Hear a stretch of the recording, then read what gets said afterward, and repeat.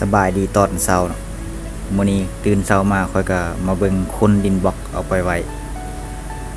ว้กองเดียวกันกับบอนที่เอาไปไว้สุดก่อน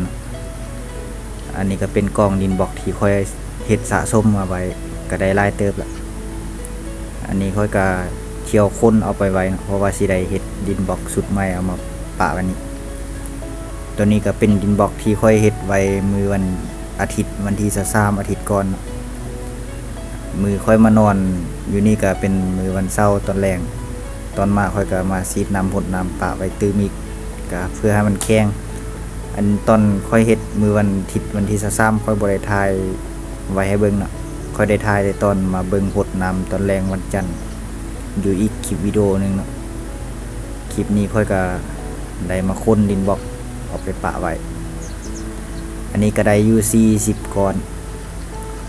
ก็ค่อยๆยกไปไว้เนาะมันก็ลายเติบอันนี้ค่อยก็ยกเทื่อละ4ก้อนตอนนี้บิดก็คนเทื่อละ2บัดนี้ก็ยกเทื่อละ4มาเลยยกเทื่อละ4ก้อนก็พอเฮ็ดได้อยู่เนาะมันก็บ่หนักเกินปานใดอันนี้ก็ยกมาป่าไว้มาเรียงกันไว้ก็มีก็ค่อยๆจัดให้มันเป็นระเบียบ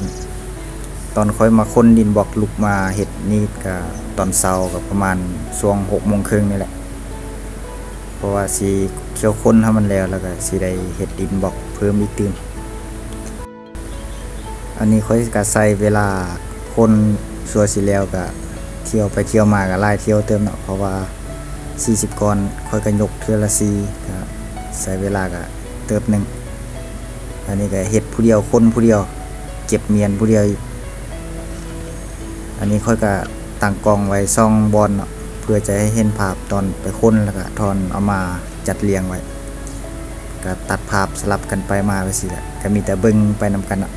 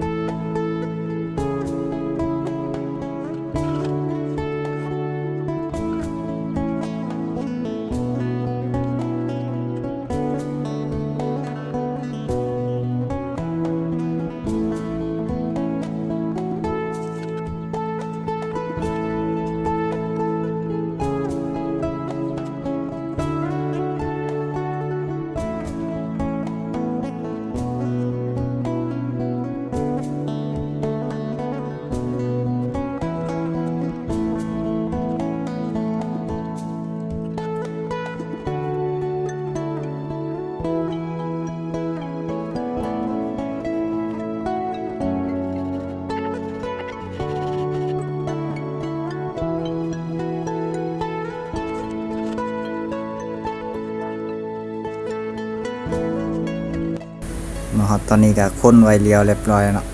อันนี้ก็เป็นก้อนสุดท้ายเลือกก้อนเดียวอันนี้เป็นก้อนที่หักไปหน่อยนึงเล็กน้อยมันเตะก็สิได้อยู่ประมาณซำนี้เนาะที่เฮ็ดสะสมมาก็ได้อยู่4มื้อละก็ได้หลายเติบละ